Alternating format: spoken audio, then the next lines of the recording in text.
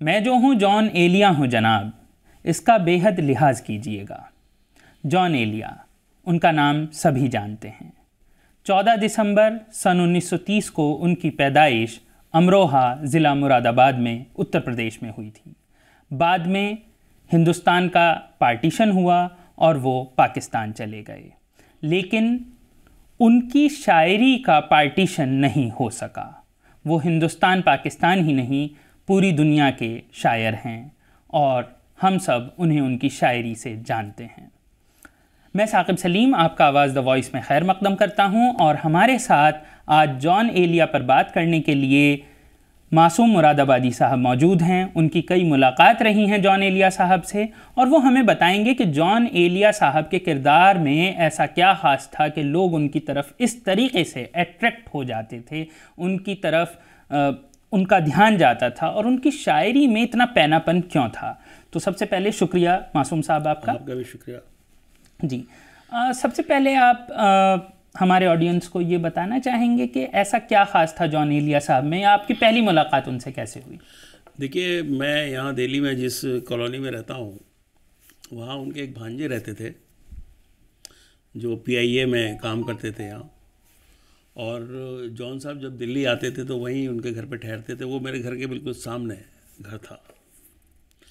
تو جان ایلیا صاحب کو آتے جاتے باتیں کرتے ہوئے، لوگوں سے ملتے ہوئے، مشاعرے پڑھتے ہوئے میں نے کئی بار دیکھا۔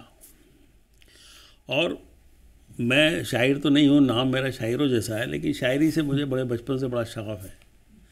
تو جان ایلیا میرے پسندیدہ شاعر رہے ہمیشہ سے۔ خاص بات یہ ہے کہ ان کی شاعری جو ہے وہ آدمی کو چونکاتی ہے بہت۔ شاعری تو پوری رومانی شاعری ہے ان کی، اور وہ جس انداز میں شعر کہتے ہیں وہ دوسرے شاعروں سے ان کا انداز بالکل مختلف ہے۔ ان کی زندگی امروہہ سے شروع ہوئی۔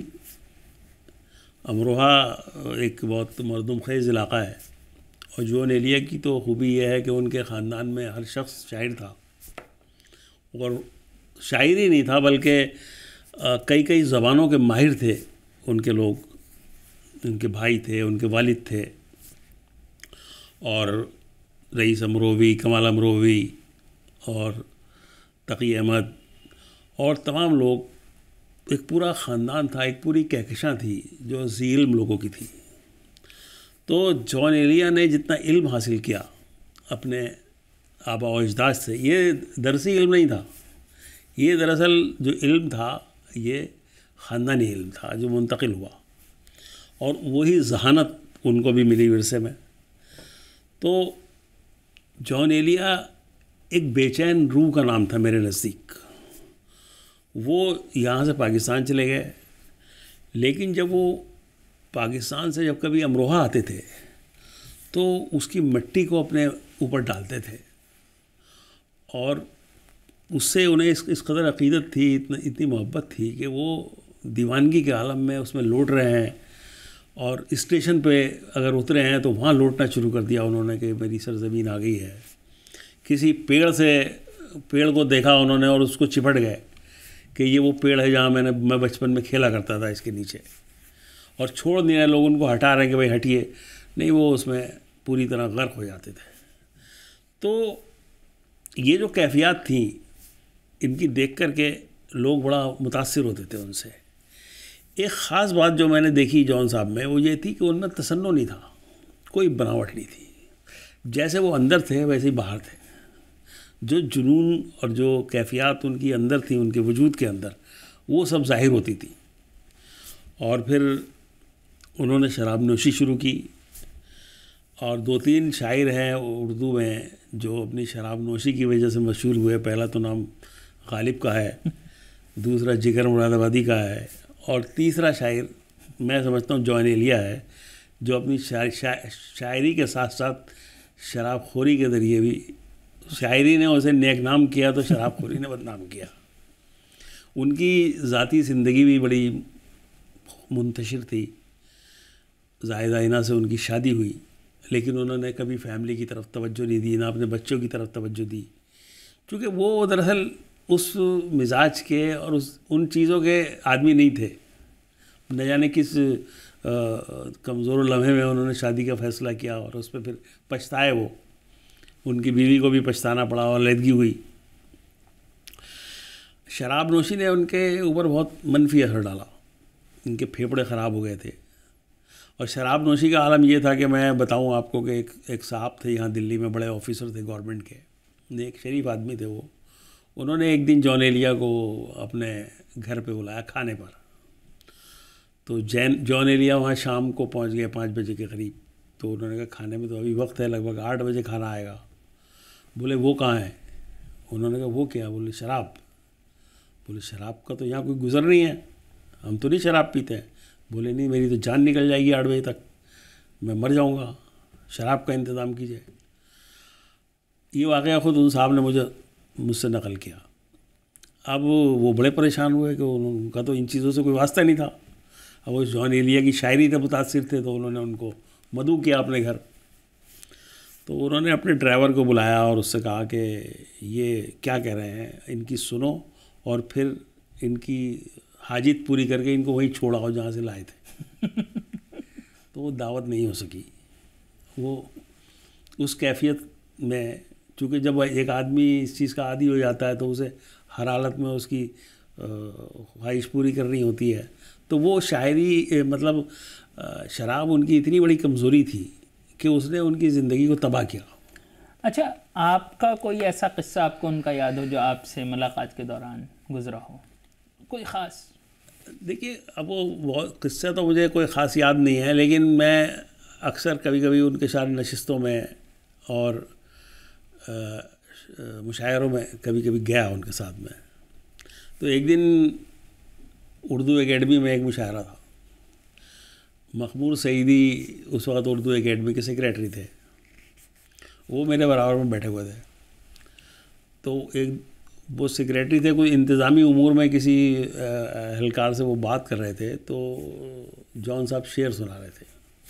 تو جب انہوں نے مخمور سعیدی کی طرف دیکھا تو وہ دوسری طرف مصروف تھے، تو انہوں نے مخمور سعیدی کو دیکھ کر کے کہا مخمور شعر سنو ورنہ جان سے مار دوں گا میں تمہیں۔ تو اب مخمور صاحب گھبرا گئے بیچارے، تو پریشان ہو گئے۔ بہرحال وہ انہوں نے وہاں شعر سنائے۔ اور ایک بات اور میں آپ کو بتانا چاہتا ہوں کہ ان کی ذات پر اور ان کی شخصیت پر امروہہ سے بچھڑنے کا جو درد تھا وہ کس درجے کا تھا، میں آپ کو ایک اقتباس سنانا چاہتا ہوں۔ ان کا جو پہلا شعری مجموعہ ہے شاید، جی، اس میں انہوں نے نیاز مندانہ کے عنوان سے اپنی آپ بیتی لکھی ہے، جو 200 پیج میں لکھی تھی، اسے کم کر کے 40 میں کیا۔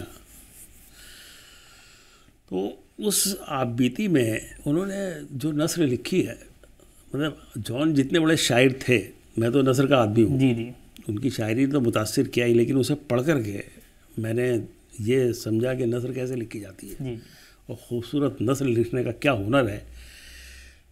جان ایلیا جب لکھتے تھے اور نثر بھی اسی انداز کی لکھتے تھے۔ دیکھیے، انہوں نے لکھا ہے کہ یہ ایک ناکام آدمی کی شاعری ہے، یہ کہنے میں بھلا کیا شرمانا کہ میں رائے گاں گیا، مجھے رائے گاں جانا بھی چاہیے تھا۔ جس بیٹے کو اس کے انتہائی خیال پسند اور مثالیہ پرست باپ نے عملی زندگی گزارنے کا کوئی طریقہ نہ سکھایا ہو، بلکہ یہ تلقین کی ہو کہ علم سب سے بڑی فضیلت ہے اور کتابیں سب سے بڑی دولت، تو وہ رائے گاں نہ جاتا تو اور کیا ہوتا۔ اب مسئلہ کیا تھا، آپ کو یہ بھی میں بتا دوں کہ ان کا جو یہ مجموعہ کلام ہے شاید، یہ ان کی شاعری کے شروع کرنے کے 30 سال بعد چھپا۔ جی، جی، اور آج کل تو لوگ، اور ان کی زندگی میں یہ اکیلا مجموعہ تھا، باقی ان کے بعد چھپے ہیں۔ اب آج کل تو لوگ جمعہ 8 دن میں اپنے مجموعے چھپوا لیتے ہیں۔ جی، جی، اب اس کے پیچھے کیا وجہ تھی جو وہ اپنا مجموعہ نہیں چھپوانا چاہتے تھے؟ اس میں انہوں نے اس کی وجہ بیان کی ہے کہ وہ ایک دن لکھا کہ امروہہ میں ان کے بابا جو تھے وہ انہیں اپنے کمرے میں لے گئے، جان چھوٹے تھے اس وقت، اور انہوں نے کہا کہ جان تم جب بڑے ہو جاؤ گے تو میری کتابیں چھپواؤ گے۔ تو جان نے یہ لکھا ہے کہ میں بابا سے کیا ہوا یہ وعدہ پورا نہیں کر سکا چونکہ میں بڑا نہیں ہو سکا. انہوں نے یہ لکھا ہے کہ بابا میں بڑا نہیں ہو سکا. اب وہ کسی کو اپنی بیاض دیتے نہیں تھے. جی ایک شخص تھا سلیم جعفری دبئی میں, وہ ان سے چھین کر کے لے گیا اور اس نے اس کو چھپوایا بڑے اہتمام کے ساتھ. وہ میرے پاس ہے وہ. تو اور وہیں اس کا اجرا ہوا دبئی کے اندر. وہ جان صاحب کہتے تھے کہ مجھے نئی زندگی دینے والا یہ سلیم جعفری ہے اور یہ بہت بدماش ہے. اس کو گالی بھی دیتے تھے, یہ بہت بدماش آدمی ہے. تو سلیم جعفری نے انہیں ایک, چونکہ ان کی زندگی میں جتنی بے ترتیبی تھی اور جو انتشار تھا اس میں وہ کوئی ایسا کام نہیں کر سکتے تھے جو جیسے مجموعہ شائع کرنا یا اسے چھپوانا یا اس کی پروف ریڈنگ کرنا, یہ سب چیزیں جو ہوتی ہیں نا یہ بندشوں والی, وہ ان کے بس کا روگ نہیں تھا. تو ہوا یہ کہ وہ دبئی میں جب مشاعروں کا ایک سلسلہ شروع ہوا, چونکہ وہاں تمام لوگ پاکستان سے اور ہندوستان سے منتقل ہوئے اور لوگوں کو اپنی کچھ غذا بھی چاہیے تھی, ذہنی غذا. تو لوگ مشاعروں کی, بڑے مہنگے مشاعرے ہوتے تھے اور شاعر بھی اس وقت تمام مجروح سلطان پوری اور کیف بھوپالی اور یہ تمام جتنے بڑے وسیم بریلوی اور علی سردار جعفری یہ سب جاتے تھے وہاں پر اور بڑا رنگ جمتا تھا. تو اب تو خیر وہ کیفیت نہیں ہے, اب تو ویسے شاعر بھی نہیں رہ گئے ہیں, اب تو ایک بھرتی کے سب شاعر ہیں زیادہ تر, 2-4 کو چھوڑ کر کے. تو یہ جو دور تھا جس میں جان پیدا ہوئے اور جان نے پرورش پائی اور جان نے مقبولیت حاصل کی, یہ دور اب واپس نہیں آنے والا ہے. چونکہ دیکھیے سوال یہ نہیں ہے کہ آج جو شاعری ہو رہی ہے, جو تک بندی ہو رہی ہے, اس کی بیک گراؤنڈ کیا ہے, کون لوگ کر رہے ہیں. یہ وہ لوگ تھے جان ایلیا کی نسل کے لوگ جن کی رگوں میں علم دوڑتا تھا, جن کا خون جو تھا وہ علم و فضل سے مرتب ہوتا تھا اور کتنی زبانیں یہ جانتے تھے. آپ اس کی جان کی لفظیات دیکھیے کیا ہے, پوری ان کی جو, اور اس کے باوجود جان اپنے بارے میں یہ لکھتے ہیں کہ اب تو شاید میں اردو بھی بھول گیا. ہاں اردو بھول, انہوں نے یہ تک لکھا ہے ایک جگہ کہ مطلب اب اتنی زبان میں نے سیکھی, میں نے سنسکرت سیکھی, ہبریو سیکھی, انگلش سیکھی, اب تو لگتا ہے کہ اردو بھی بھول گئے. اور جبکہ ان کے جیسی لفظیات شاید آپ نے جیسے کہ کہا, جیسے انہوں نے مطلب ان کے اشعار دیکھیے نا کتنے زبردست, اور فلسفے پر جو ان کی پکڑ ہے. انہوں نے رسل پڑھا, انہوں نے سقراط پڑھے, انہوں نے سعدی پڑھے, انہوں نے سب کچھ پڑھا. اور انہوں نے کہیں پر جیسا کہ مجھے یاد ہے کہ انہوں نے یہ بھی لکھا ہے کہ ایسٹرن سویلائزیشن اور ویسٹرن سویلائزیشن, مشرق اور مغرب میں جو فرق ہے وہ یہ ہے کہ ہمارے یہاں فلاسفر کو ایک پروفیشن نہیں مانا جاتا ہے. جی. تو آپ یہ بھی بتائیں گے کہ آپ کو فلسفے کے اعتبار سے وہ کتنے گہرے لگتے ہیں؟ دیکھیے فلسفہ تو اب آپ یہ دیکھیے کہ ان کی جو پوری شاعری ہے یا نثر ہے اس میں فلسفہ تو زبردست ہے. اور اس کو آپ اصل میں کیا ہے, دیکھیے آج کل جو لوگ پڑھتے ہیں چیزوں کو وہ بہت سرسری انداز میں پڑھتے ہیں. جی. وہ ڈیپلی چیزوں کا مطالعہ نہیں کرتے تاکہ انہیں پتہ چلے کہ اس میں کیا فلسفہ ہے, کیا منطق ہے اور کیا تمام جو تراکیب ہیں.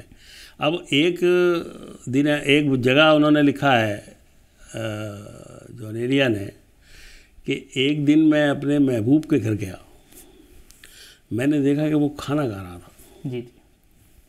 اور میں یہ دیکھ کر کے پریشان ہو گیا کہ محبوب کے جسم میں میدا جیسی کثیف چیز بھی پائی جاتی ہے. اب آپ یہ دیکھیے کیا ہے یہ, آپ اسے کیا نام دیں گے؟ یہ کوئی عام بات نہیں ہے. شاعر کہاں بول رہا ہے, کیا کہہ رہا ہے.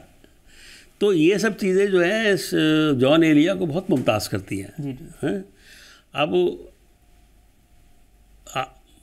کئی لوگوں نے تو یہ کہا, میں اس سے میں تو اتفاق نہیں کرتا کہ جان ایلیا کو لوگ اگلے 10-20-50 برس میں غالب کی برابری کا شاعر تسلیم کریں گے. بعض لوگوں کا یہ خیال ہے. یہ کیا ہوگا کیا نہیں ہوگا مجھے نہیں پتا, لیکن جان ایلیا اپنے پورے وجود کے اعتبار سے, اپنی علمی ذہانت کے اعتبار سے اور اپنی شاعری کے اعتبار سے ایک بالکل منفرد, اپنے دور کا بالکل منفرد نام ہے. اور یہ تو آنے والا وقت طے کرے گا کہ وہ کس سطح کا شاعر تھا.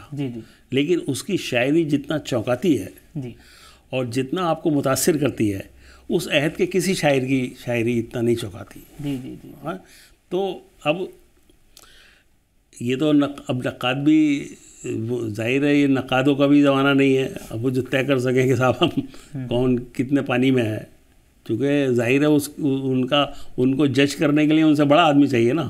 جی جی. تو اب تو ایسے لوگ نہیں پیدا ہوتے نا, اب ایسا نہیں, اب تو بہت سرسری مطالعے کے لوگ ہیں اور زیادہ تر لوگ اپنے ہی بارے میں سوچتے ہیں, لوگ اپنے ہی بارے میں لکھ رہے ہیں, اپنے ہی بارے میں سوچ رہے ہیں. تو ایسے میں آپ کیا ہم اگر یہ لوگ نہ ہوتے, یہ جو ہم لوگ خوش قسمت ہیں کہ ہم نے ایسی نسل کو دیکھا, ایسے لوگوں کو دیکھا جو اب اگلے زمانے میں نہیں پیدا ہوں گے. اب ہمارے بعد کی جو نسلیں ہیں وہ صرف کتابوں میں پڑھیں گی ان کو کہ جان ایلیا بھی کوئی شاعر تھا اور کیا اس کی لغت تھی اور کیا لفظیات تھی اور کیا اس کا خیال تھا, کیا فلسفہ تھا. جیسے مجھے خود ان کا ایک شعر یاد پڑتا ہے, اور عام طور پر لوگ اسے کہہ کر یہ کہتے ہیں کہ یہ خدا میں یقین نہیں رکھتے تھے, تو مجھے وہ تو یہ کہتے ہیں کہ اے خدا جو کہیں بھی نہیں موجود, کیا لکھا ہے میری قسمت میں. تو لوگ عام طور پر یہ کہتے ہیں کہ خدا میں یقین نہ رکھنے کی, ایتھیزم کی بات ہو رہی ہے. لیکن پھر خود انہوں نے کہیں اور اپنی نثر میں ایک جگہ یہ بتایا ہے کہ خدا سے ان کا کیا مطلب, یہ کیا سمجھتے ہیں. تو انہوں نے یہ سمجھایا ہے کہ کس طریقے, وہ بالکل فلسفہ ہے کہ خدا کا وجود کیوں نہیں ہو سکتا ہے. اگر خدا خالق ہے تو اس نے سب کچھ بنایا ہے, تو وہ اپنی خلق کے اندر موجود نہیں ہو سکتا, اور وجود کی اپنے آپ ڈیفینیشن ہے. انہوں نے ڈیفینیشن لفظ ہی استعمال کیا ہے کہ وجود کی ڈیفینیشن ہوگی. اس لیے جو خدا جسے میں مانتا ہوں وہ, کیونکہ وہ تو خود خالق ہے تو اس کا وجود نہیں ہے, اور جس کا وجود ہے وہ خدا نہیں ہے. تو وہ فلسفے کا ایک وہ معیار ہے جو شاید مجھے لگتا ہے کہ انہیں, مطلب میرا اپنا خیال یہ ہے کہ غالب یا رومی یا اس جگہ پر لے جا کر رکھتا ہے. ہو سکتا ہے کہ آپ اس سے اتفاق نہ رکھیں, لیکن مجھے محسوس ہوتا ہے کہ فلسفے کے اعتبار سے شاید. اب آپ کو کیا لگا, مطلب ان میں کیا خاصیت لگی؟ نہیں دیکھیے, جو بات آپ کہہ رہے ہیں وہ بالکل درست ہے, اور یہ جس انداز میں آپ نے اس کو ایلیبوریٹ کیا وہی بات ہے. جی. اب جہاں تک شاعری کا تعلق ہے, دیکھیے جان ایلیا نے جو اشعار کہے ہیں ان کے اندر بہت معمولی مطلب بحروں میں وہ شعر ہیں, لیکن ان کو ڈیپلی آپ اگر فلسفے کے اعتبار سے جانچنے کی کوشش کریں گے تو ایک ایک شعر کے کئی معنی آپ کو ملیں گے. اب دیکھیے ایک شعر ابھی میرے ذہن میں آ رہا تھا ان کا کہ تو جو تکتا ہے آسمان کو, تو یوں جو تکتا ہے آسمان کو, تو کوئی رہتا ہے آسمان میں کیا. اور ایک شعر ان کا ہے کہ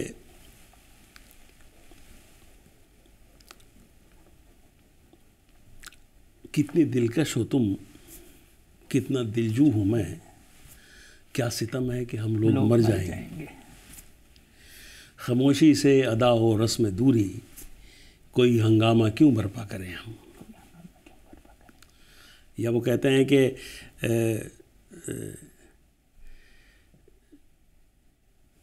کون اس گھر کی دیکھ بھال کرے, روز ایک چیز ٹوٹ جاتی ہے. اب آپ ان اشعار کی تشریح کرتے رہیے, کتنے پہلو ہو سکتے ہیں, کتنے پہلو ہو سکتے ہیں, کتنی چیزیں آ سکتی ہیں. جیسے مجھے ان کا اپنا ایک شعر مطلب دھیان پڑتا ہے جس پر میں نے کہیں پر لکھا بھی تھا.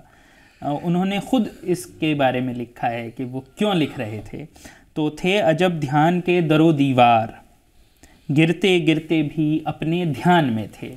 تو وہ یہ کہتے ہیں کہ یہ جب سن 1940 کی دہائی چل رہی ہے, ہندوستان آزاد ہونے کی طرف چل رہا ہے, تو یہ انہوں نے کاسٹ سسٹم کے بارے میں لکھا ہے کہ لوگ اپنے آپ کو بڑا سمجھتے ہیں, اور وہ ابھی بھی بڑا سمجھ رہے ہیں جبکہ وہ پورا سسٹم ختم ہو چکا ہے.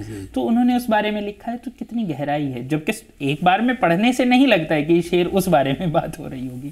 تو یہ صحیح بات ہے کہ بہت ہی گہرائی تھی, اور شاید یہی وجہ ہے کہ وہ اتنے اٹریکٹیو ہیں لوگوں کے لیے, آج بھی نئی نسل کے لیے. بالکل بالکل. ابھی میں آپ کو بتاؤں, میں نے ایک مضمون لکھا تھا کئی برس پہلے جان ایلیا پر, میرے ایک کتاب میں بھی شامل ہے. وہ ایک لڑکی نے مجھے فون کیا, یہاں ایک جیوتی بھنڈاری نام کی ایک لڑکی ہے, اس نے کہا میں آپ سے ملنا چاہتی ہوں. تو وہ میرے پاس آئی تو اس کی کوئی دوست وہاں پاکستان میں رہتی ہے. اس نے کہا آپ کا مضمون چاہیے اس کو. اس نے مجھے فون کیا کہ آپ ان سے حاصل کیجئے اور مجھے دیجئے. تو خیر میں نے وہ اس کو مضمون دیا. تو وہ بھی جان ایلیا کی بڑی مدعاؤں میں تھی، اور اس نے وہ اس لڑکی کا اور ان کا دونوں کا یہی رشتہ تھا کہ وہ جان کے مدعاؤں میں شامل تھے. تو وہ لے کر کے اس نے وہاں بھیجا. بہرحال کئی برس کی بات ہے. تو اب آپ یہ دیکھیے کہ جو نئی نسل ہے اس کی جو جان ایلیا کی جو مقبولیت ہے نئی نسل کے اندر، وہ اور کس شاعر کی ہے آپ مجھے بتائیے. صحیح ہے نا.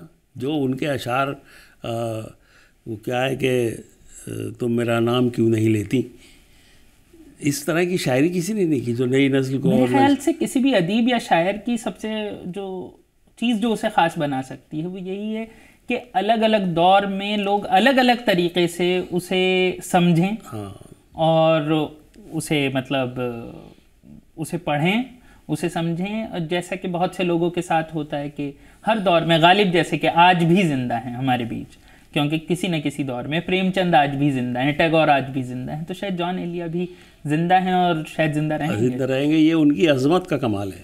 یہ دیکھیے ایک بڑے شاعر کے ہونے کا یہ کمال ہے کہ وہ اپنے عہد میں تو مقبول ہے ہی ہے، آنے والی نسل میں جو جس نسل کی ترجیحات دوسری ہیں وہ بھی اسے پسند کر رہی ہے. تو اس کا مطلب اس کا جو آئی کیو ہے وہ کتنا بڑا ہے کہ وہ کہاں سوچ رہا ہے اور کہاں کیا بات کہہ رہا ہے. چونکہ دل کی دھڑکنیں تو ایک ہی طرح سے دھڑکتی ہیں نا. تو اس لیے یہ جان ایلیا کے بڑے پن کا ایک بہت بڑا ثبوت ہے. میں تو کم از کم جان ایلیا کو بہت مانتا ہوں اور ان کی شاعری کا میں مطالعہ کرتا ہوں، برابر دیکھتا ہوں چیزوں کو. اور سب سے زیادہ شعر بھی مجھے اگر کسی کے یاد ہیں تو وہ جان ایلیا کے یاد ہے. ہونا بھی چاہیے کیونکہ آپ مراد آباد کے ہیں اور امروہہ مراد آباد کا ہی حصہ ہے. چلیے شکریہ، آپ نے یہ قیمتی وقت دیا اور ہم نے آپ کا بہت سارا وقت بھی لیا. اسی کے ساتھ حاضرین آج کی ہماری یہ بات چیت ختم ہوئی. آج یوم پیدائش ہے جان ایلیا صاحب کی، اور اگر وہ ہوتے تو آج شاید وہ 93 برس کے ہو گئے ہوتے. خیر، لیکن ان کی شاعری آج بھی ہمارے بیچ ہے اور شاید قیامت تک رہے گی. شکریہ.